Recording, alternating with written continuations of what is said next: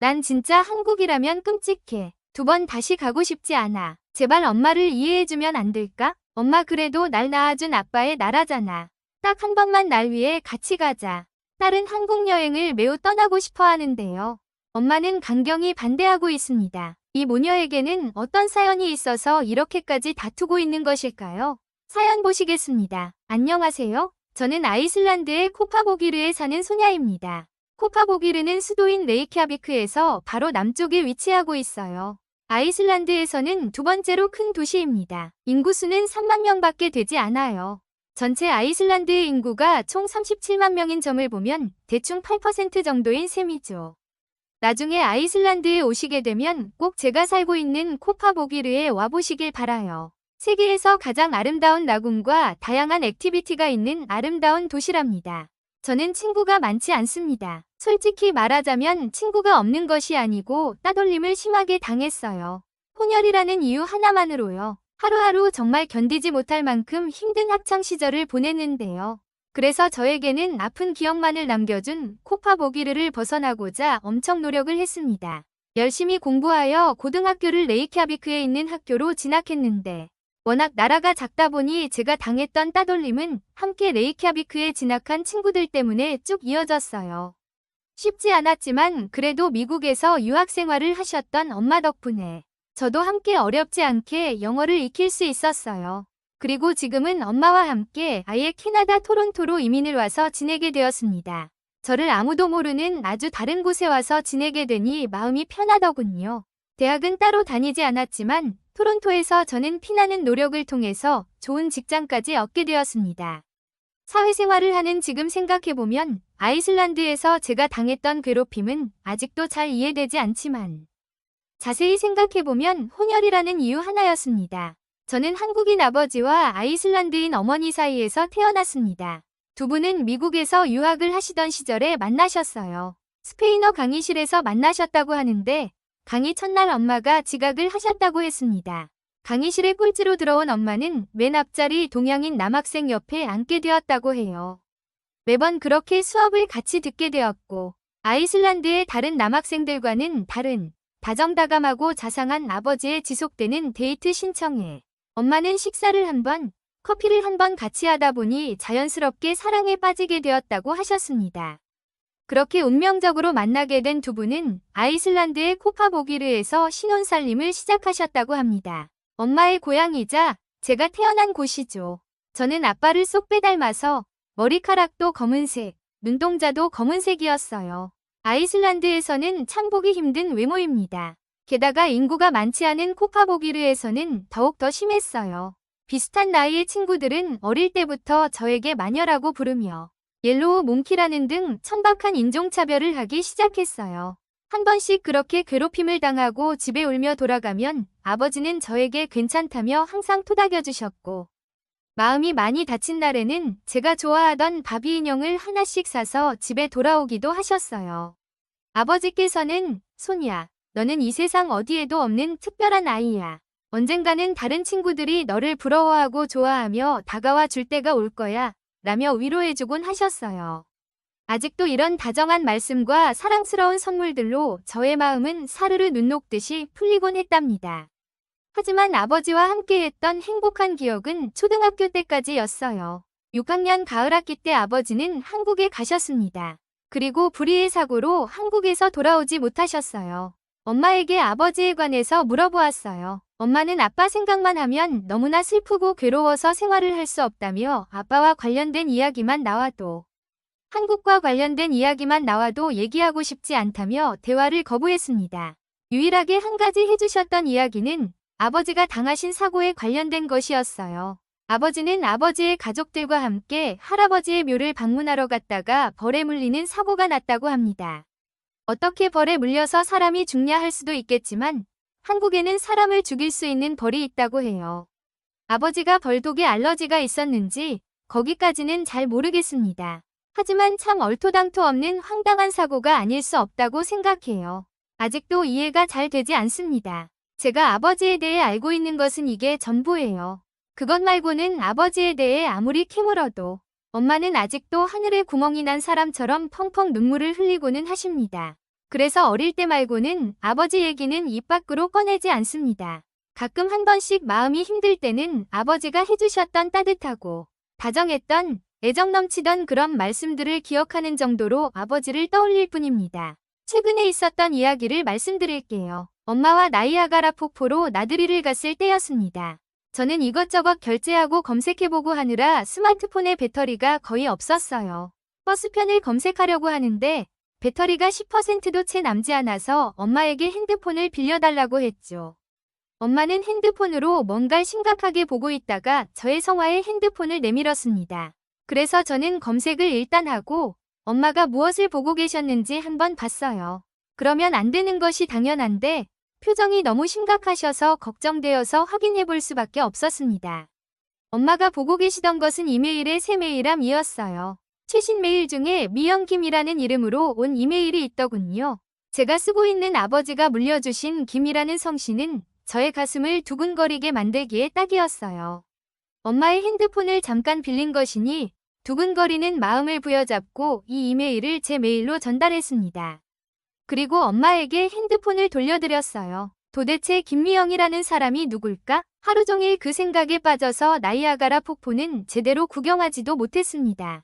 얼른 집에 가서 메일을 읽고 싶었어요. 그날따라 타야 할 버스가 참 늦게 오는 것 같았어요. 어찌나 갑갑하던지요. 엄마는 무슨 일이 있냐며 저의 눈치를 살피셨지만 저는 집에 도착하자마자 얼른 방으로 뛰어들어가서 이메일을 확인했습니다. 메일의 내용으로 미루어 보아 이 이메일을 보낸 사람은 아버지의 여자 형제임이 분명했어요.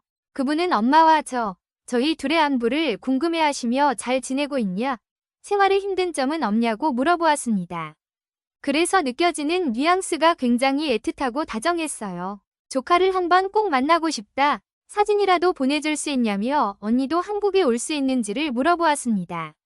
또 언제든지 마음이 내키면 답장을 꼭 보내달라고도 덧붙였어요.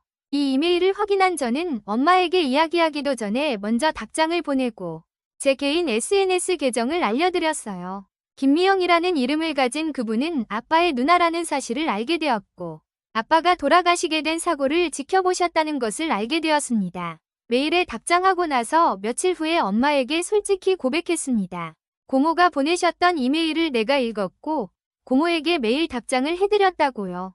분명 이런 이야기를 하면 엄마는 또다시 눈시울을 붉히면서 초상집 분위기가 되어 끝없이 불편할 것이 분명하지만 이야기를 하지 않으면 안 될 것 같았어요. 엄마께서는 아버지가 벌에 쏘여 돌아가신 것에 대해 알고 계시더군요. 고모께 들었던 더욱 자세한 이야기를 해보자면 고모와 큰아버지, 아버지 이렇게 세 분이 함께 할아버지 묘에 있는 풀을 깎으러 산에 올라가셔서 사고가 난 것이었어요. 아버지는 풀을 깎는 기계를 등에 짊어지고 풀을 열심히 깎고 계셨고 큰아버지와 고모는 간단히 과일과 할아버지께 인사할 음식 몇 가지를 챙기고 계셨다고 해요. 적당히 무덤 근처에 풀을 깎았다고 생각해서 고모가 아버지를 부르러 가셨는데 가다가 그만 말벌집을 건드리셨다고 하더군요. 한국에는 그냥 일반 벌이 아니고 장수말벌이라는 벌이 있다고 하셨어요. 장수말벌에 쏘이면 고통스럽기도 하지만 생명이 위험할 수 있다고도 알려주셨습니다. 응급조치를 할 시간도 없이 아버지의 얼굴색이 순식간에 파랗게 변했다고 하더군요. 그렇게 아버지를 잃고 할아버지의 무덤 옆에 아버지도 묻히셨습니다. 이렇게 구체적인 이야기를 다 듣기도 전에 어머니께서는 눈물을 펑펑 흘리기 시작하셨어요. 그 자리에 있었던 고모와 큰아버지도 모두 어머니는 원망하고 계시더군요. 엄마도 그 사고는 고모와 큰아버지의 탓이 아니라는 것을 머릿속으로는 잘 알고 있고 엄마도 고모에게 답장을 하지 않는 것이 괴롭지만 마음처럼 잘 안 된다고 했습니다. 그리고 분명히 이렇게 슬픔에서 벗어나지 못한 엄마의 모습을 하늘에서 아빠가 보면 얼마나 속상해할지도 잘 알고 있다고요. 저는 한국이라면 치를 떨며 이야기조차 꺼내지 않았던 엄마가 이해되기 시작했습니다. 하지만 저에게조차 아무런 이야기도 해주지 않고 말을 꺼내는 것조차 어렵게 만들었던 것은 아직도 조금은 서운합니다. 아무리 그렇다고 해도 그렇게 펑펑 울고 계신 엄마에게 저는 도저히 뭐라고 할 자신이 없었지요. 그냥 말없이 작은 엄마의 어깨를 끌어안고 등을 토닥토닥 할 뿐이었습니다. 그리고 그날 밤 많은 생각을 했습니다. 저는 아침이 되자마자 고모와 전화를 한 통 했어요. 고모는 저녁 시간에 제 전화를 기다리고 계셨습니다. 고모는 떨리는 목소리로 답장이 오지 않는 이메일은 꾸준히 한 달에 한 통씩은 보내며 저희 모녀의 소식이 궁금했다고 말씀하시며 잘 자라주어 고맙다고 말씀하셨습니다. 제 메일을 받고 하루 종일 아무것도 하지 못했다고 하시더군요. 저의 기억 속에 고모와 함께 만들었던 추억은 없었지만 고모의 떨리는 목소리는 어딘지 모르게 익숙했습니다. 전화기 너머의 다정한 목소리에게 저는 어제 있던 일을 자세히 말씀드렸습니다. 엄마가 아직도 아빠 이야기를 하면 펑펑 눈물을 흘리시기도 하고 슬픔에 잠겨버린다고요. 엄마도 그 사고가 고모의 탓이 아닌 것을 머리로는 알고 있지만 아직까지도 마음으로는 받아들이기에 좀 어려우신 것 같다고도 말씀드렸어요. 아직도 그 사고에서 벗어나지 못하신 것 같다고 말씀드리니 아무리 생각해도 고모와 엄마가 직접 흉금을 털고 만나서 이야기를 해야 할 것으로 결론이 내려졌습니다. 고모는 꼬마 아가씨였던 소냐가 이런 이야기를 할 만큼 컸구나 하시며 한동안 말씀이 없으셨어요. 한참 있다가 고모가 직접 캐나다로 가도 되고 저와 엄마가 한국으로 와도 된다며 한번 만나자고 말씀하시며 고맙다고 연거푸 말씀하시더군요. 다음을 기약하며 전화를 일단 끊었습니다. 엄마에게도 괴로운 일이지만 그 모습을 직접 지켜보고 계시던 고모와 큰아버지에게도 그 사건은 끔찍한 것이 분명할 것이었어요. 저는 엄마와 마음을 터놓고 이야기했습니다. 솔직히 엄마가 슬퍼하기만 해서 나는 제대로 슬퍼할 수 없었던 것 같다. 나에게도 아빠는 정말 소중한 사람이라 아빠가 좋아하셨던 곳에도 가보고 싶고 좋아하시던 음식도 먹고 한국을 경험하고 싶다고요. 우리가 함께 아빠를 추억하고 즐거운 기억을 떠올리면 더 이상 아빠를 생각했을 때 슬프지 않을 거라고 얘기했죠. 엄마는 그동안의 슬픔에 빠져서 저를 제대로 돌보지 못한 것 같다고 미안해 하셨어요. 그래서 저희는 같이 한국행 에어 캐나다 비행기를 타게 되었습니다. 집에서 피어슨 공항까지 1시간, 수속에 2시간, 비행기 탑승 시간만 14시간에 달하는 긴 여행을 떠났습니다. 녹초가 되어 인천공항에 도착한 우리는 너무 놀라 기절할 뻔했어요. 기껏해야 아이슬란드의 공항 규모 정도 될 줄 알았는데 제가 가봤던 공항 중에 가장 삐까번쩍한 공항의 모습에 말이에요. 공항에는 세계 각지에서 온 여행객들과 비즈니스를 하러 떠나는 회사원들, 한국인 가족들로 보이는 인파들이 무지 많았습니다. 그야말로 물밀듯이 많은 인파라고 해야 할 거예요. 당연히 여기서도 한두 시간은 걸리겠구나 하고 생각했습니다. 그런데 공항에 도착한 지 1시간도 채 되지 않아서 짐을 찾을 수 있었고 공항 직원들의 일처리 속도는 어마어마하게 빨랐습니다. 다들 정말 효율적으로 성실하게 업무 처리를 하더라고요. 캐나다였다면 아이슬란드였다면 상상도 할 수 없는 빠른 속도였습니다. 옆에서 보니 한국인들은 자동 출입국 심사대라는 것도 있더라고요. 한국 여권이 있다면 정말 편리하겠다는 생각이 들었습니다. 미리 고모에게 비행기 편명을 알려드려서 공항 게이트 밖에는 고모와 큰아버지가 기다리고 계셨어요. 엄마는 잔뜩 긴장하셔서 제 손을 꼭 붙잡고 있으셨죠. 하도 오래간만에 온 한국이고 고모와 큰아버지와도 연락을 끊고 지내다시피 했으니까 긴장이 되실 만도 하셨어요. 무슨 말을 해야 할지 모르겠다며 떨리는 표정을 짓고 있으셨죠. 제가 먼저 나서서 아빠와 꼭배 닮은 큰아버지에게 인사드렸어요. 고모는 그 모습을 보시면서 눈물을 흘리셨어요. 저희 엄마도 마찬가지고요. 막상 얼굴을 보니 아빠 생각도 나고 뭐라고 할 수 없는 슬픔과 미안한 감정이 동시에 북받치는 것처럼 보였습니다. 그제서야 저는 한국에 오기를 참 잘했다고 생각했습니다. 긴 여행에 따르는 피로를 풀기 위해 저희는 일단 큰아버지 댁으로 갔어요. 가는 길에 처음 보는 풍경이 차창 밖으로 펼쳐졌습니다. 시간은 저녁 8시쯤이었는데 아이슬란드에서는 차도 거의 돌아다니지 않는 시간이거든요. 캐나다도 마찬가지입니다. 해가 지면 어디든 위험한 것을 알고 있고 저는 평생 동안 8시 이후에는 밖에 나가지 않았어요. 하지만 한국에서는 차와 사람으로 가득 찬 골목골목을 보며 정말 깜짝 놀랐습니다. 두 번째로는 불이 환하게 켜져 있는 아파트들을 보고도 기절할 뻔했습니다. 설마 저곳이 회사인가? 사람이 사는 곳인가? 하고 궁금했는데 사람들이 생활하는 일반 가정집이고 큰아버지도 그 불빛 중 하나인 아파트에 살고 있다고 하시는 거예요. 큰아버지의 아파트는 정말 어마어마했습니다. 삼천집이 한 아파트에 살고 있다고 하더군요. 그리고 아파트 앞에는 백화점 같은 건물이 있었습니다.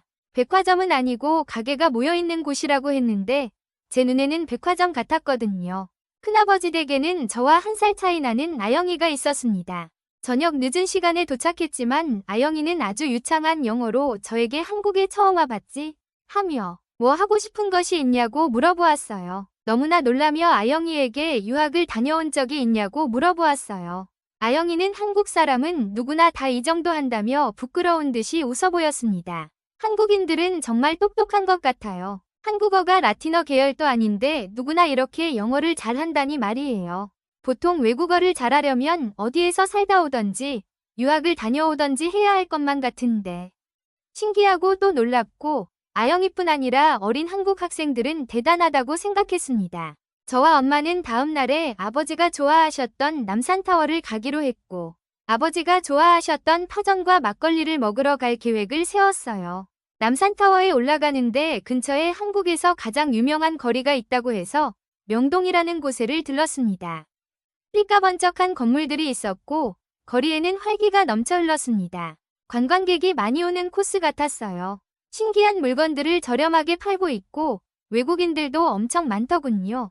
지나다니는 사람을 보면 한국인은 옷차림만 보고도 알 수 있었어요. 모두들 패션에 관심이 많아 보이더라고요. 거리에 있는 모두 다 멋지고 예쁜 사람만 있는 것 같아요. 여자들의 얼굴을 보면 화장을 하지 않고 다니는 사람이 없더군요. 다들 할리우드의 배우 같아요. 제 눈에는 너무나 화려하고 멋있습니다. 제가 살고 있는 토론토에는 본인이 어떤 옷을 입고 다니는지 신경도 안 씁니다. 그런 곳에 있다가 한국에 오니 비교도 되면서 한국이 정말 좋아졌습니다. 남산타워를 보니 대단하더라고요. 이렇게 도심 한가운데에 멋진 건축물이 있다는 것도 또한 감명 깊었습니다. 맨 꼭대기에는 360도로 빙빙 돌아가는 레스토랑이 있다고 해요. 예약제라서 가보지는 못하였지만 정말 굉장하다고 생각합니다. 외국의 어느 도시보다도 한국의 서울이 가장 멋진 것 같아요. 엄마와 아버지도 남산타워에서 데이트를 한 적이 있다고 하시며 엄마는 눈시울을 또 붉히셨습니다. 엄마가 목걸이에 걸고 계셨던 알 수 없는 열쇠는 이곳 남산타워에서 두 분이 함께 잠그신 사랑의 자물쇠라고 해요. 지금은 그 자물쇠를 찾을 수 없었지만 엄마의 마음속에는 영원히 남아있을 것 같습니다. 저도 엄마와 함께 아빠를 로맨틱한 추억에 담아둘 수 있어서 정말 좋았습니다. 그리고 나서는 파전을 먹으러 갔습니다. 저는 파가 뭔지 모르는데요. 양파랑 비슷한 채소라는 말만 들었던 터라 과연 맛있을까 하는 생각이 들었습니다. 따끈따끈하게 나온 파전을 한 입 베어 먹으니 바삭하는 소리와 함께 정다운 맛이 느껴졌습니다. 감자튀김 같기도 한 것이 같이 나온 간장 소스와 함께 먹으니 입에서 느끼한 맛을 싹 없애주더군요. 새로운 맛이었습니다. 그리고 너무나 맛있었어요. 한국에서 경험한 모든 것들은 조용하고 한가한 도시에서만 살아온 저에게는 정말 새로운 충격이었습니다. 엄마와 고모, 큰아버지가 속마음을 터놓고 이야기하실 수 있었던 것이 정말 큰 여행의 수확이었습니다. 더욱더 신기하고 재미있는 한국 여행 이야기가 많지만 여기까지만 쓰겠습니다. 아이슬란드 출신 소냐의 사연 어떻게 들으셨는지요? 가슴이 아프기도 하면서 잘 해결된 것 같아서 다행이라는 생각이 드네요. 영상에 대해서 피드백을 달아주시면 조금 더 보시기 편한 방식으로 녹음을 해보겠습니다. 구독과 좋아요 부탁드립니다. 긴 시간 시청해주셔서 감사합니다.